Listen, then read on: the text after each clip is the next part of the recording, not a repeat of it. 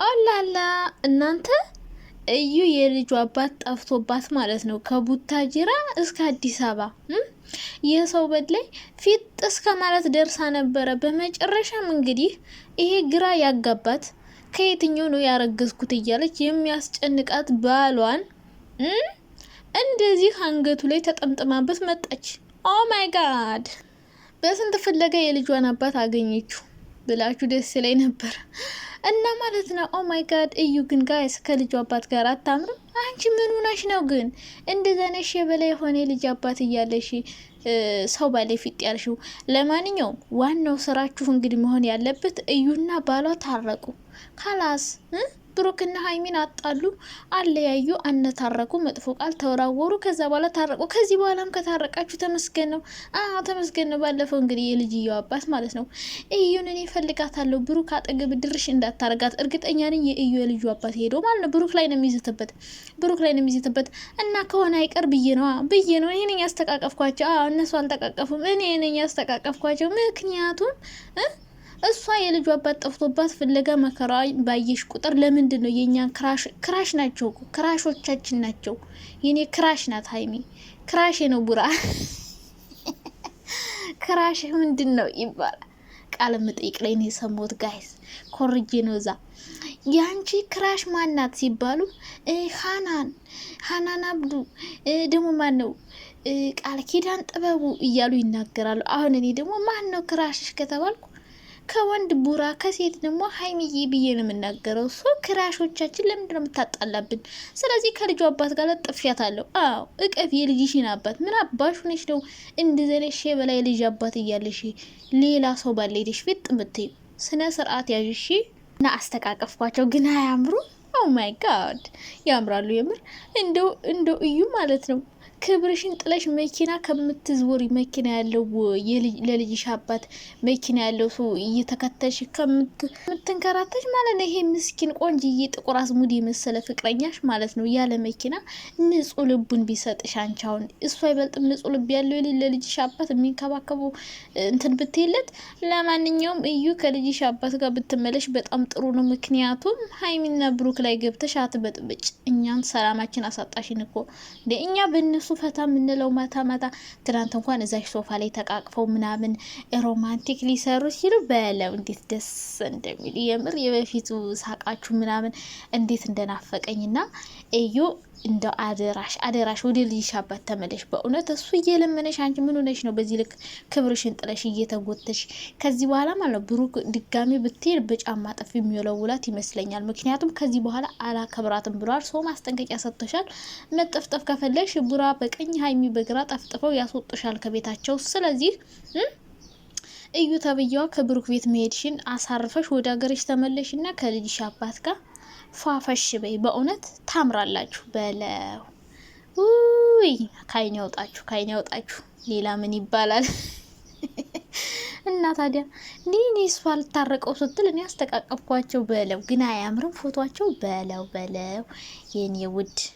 ጥሩ የትዳር ህይወት እንደሚኖርሽ ተስፋ አረጋለሁ። እና እባክሽ ሀይሚን ባል ለቀቅ አርጊው በእውነት ዋናው መንስኤው አንቺ ነሽ። ዞሮ እነዚህ ልጆች ለመለያየታቸው አሁን ያኔ በቃ ደስ የሚል ፍራንክ ሲሰሩልን ወይኔ እንዴት ደስ እንደሚሉ ነበር እኮ ማርያምን። እና ያን ነገር ነው ያሳጣሽን እንዴ! ማታ ሰላማችን አሳጣሽን።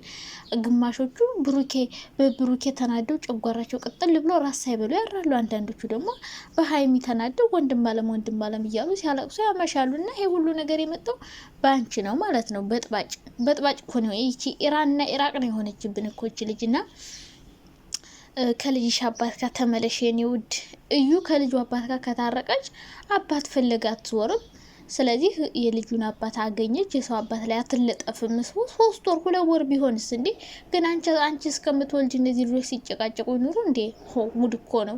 እና እንደዛ ብታረጊ ጥሩ ነው። አባቱ ባይሆንስ እንዴ? ከሚወድ ሰው ጋር ብትኖር ይሻልሻል አንቺ ከምትወጁ ጋር ከምትለመኝ። እኛ ሴቶች በጣም የሚገርመኝ ነገር የሚወደን የሚንሰፈሰፍልን ከልቡ ከፍ ዝቅ ከሚል የሚወደን እያለ የማይወደን ሰው ጋር ተለጥፈን ተንጠልጥለን ክብራችን የሚጠልን የሚዘረጥጠን እንደፈለገ የሚሰድበን የሚቆጣን ሰው ጋር ነው ምን ሆነው እና የሚያከብርሽና የሚወድሽ ሆኖ ድሀ ቢሆን ይሻልሻል። ሀብታም ሆኖ ሁሌ እየሰደበሽ እያንቋሸሸሽ ከምትኖሪ ማለት ነው። እና እንግዲህ እዩ ወደ ቡታጅራው ነው የምትመለሰው፣ ወይ ደግሞ እሱ ከመጣ አብሮ ሊኖሩ ይችላሉ። ካለበለዚያ ግን ተመካክረው ምናልባት እነዚህን ሰዎች ሊያጣሉ አስበው ካልሆነ የሚፈልጋት እያለ የማይፈልጋት ሰው ላይ ሄዳ ልጥፍ ማለት እኔ አላቅም። ብቻ እኔ ባይሆን ራሱ እኔ እሷን ቢያደርገኝ ማለት የልጁ አባት ባይሆን ራሱ ያኛው በቃ አንተ ነህ ብዬ ነበር የምሄደው። በቃ እንዴ ያ ከተቀበለኝ ምን አገባኝ? ባይሆንስ ዲኤንኤ ላድርግ አይለኝ፣ ለጥፍበታለሁ ዝም ብዬ የሚወደኝ ከሆነ። ስለዚህ አንቺ የማይወደኝ ሰው ጋር ሄደሽ እየተንከረፈርሽ ክብርሽን ከምትጥይ ሴትነት ላይሳካልሽም። እኔ እኮ እዩ ማለት ነው እንደዚህ ብላ ተንከርፍፋ ወንድ ጠይቃ በግድ ለምና ምናምን እኮ ቢሳካላት ጥሩ ነው፣ ግን እየተሳካላት አይደለም። እየተሰደበች እየተገፈተረች ነው ያለ። ግን ይህ ሁሉ ነገር ጆሮ ዳባ ልበስ ብለዋለች። እና ምን አይነት ቆዳና ቁርበት እንዳላት ፈጣሪ ወቀውና እንግዲህ እነዚህ ሰዎች አሁን ማለት ነው በቃ ሀይሚና ብሩክ የሚታረቁ የሚመስለኝ ልጁ በቃ ያንተ አይደለም ካልተባለ ማለት ነው እንደው ቢታረቁ ራሱ መጣላታቸው አይቀርም። ምክንያቱም ትናንት ሰምታችሁታል። ላስታውስህ እንደ እያለች ሀይሚ ጉልጉል እያረገኝ ብሩኬም ገበና ደብቂልኝ እያለ። ስለዚህ እነዚህ ልጆች የእውነት ልጁ የብሩክ እንዳልሆነ ካልተረጋገጠ አሁን አንድ ላይ ቢሆኑ ራሱ የሆነ ሰዓት ሲጣሉ ይሄ ነገር ይነሳል።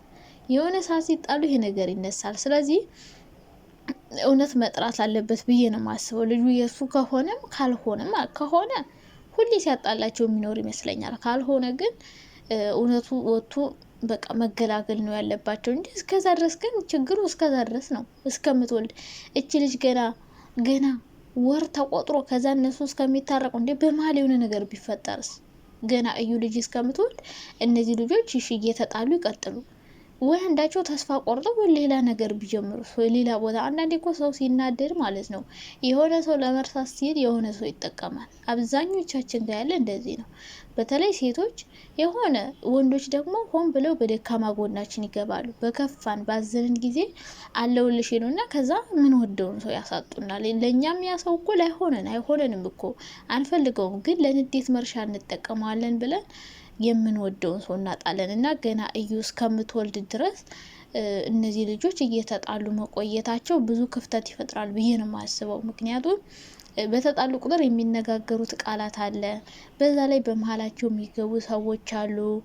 እነዚህ ልጆች ገና እሷ እስከምትወልድ የሚቆዩ ከሆነ ነገሩ ይከራል ብዬ ነው የማስበው። ዋና መፍትሄ የሚሆነው እዩ ተብዬው አንቺም ላይሳካልሽ ከምትለፊ ከምትደክሚ እነሱንም አጣልተሽ አንቺም ጥሩ ኑሮ ላትኖሪ ብሩክ አልፈልግሽም ታስጠይኛለሽ እያለሽ እነሱ ተለያይተው ለአንቺ ምንድነው ጥቅምሽ?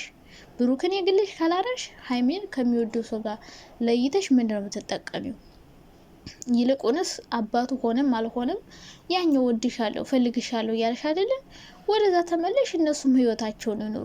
በቃ ባለፈው ላስታርቅ ብለሽ ታሽቃብኝ ነበር አይደል? አንዴ እና እንደዛ ብታረግ ነው የሚሻለው እንጂ ከዛ ውጭ እነዚህ ልጆች እስከዛ ድረስ እየተጣሉ እዩም እንደዚህ ግግም እንዳለች ብትቆይ ብሩኬ ከእዩ ጋር አይሆንም። አባት ቢሆን እንኳን እንደማይሆን እየነገራት ነው። እነሱ ላይ ግን ትልቅ ክፍተት ነው የሚፈጥር ብዬ አስባለሁ። እና እንግዲህ ሰላም ያወርድላቸው። በዙሪያቸው ያላችሁ ሰዎች ደግሞ ያኛውን ልጅና እዩን ማገናኘት ነው ዋናው። ጥሩ ይሆናል ብዬ የማስበው።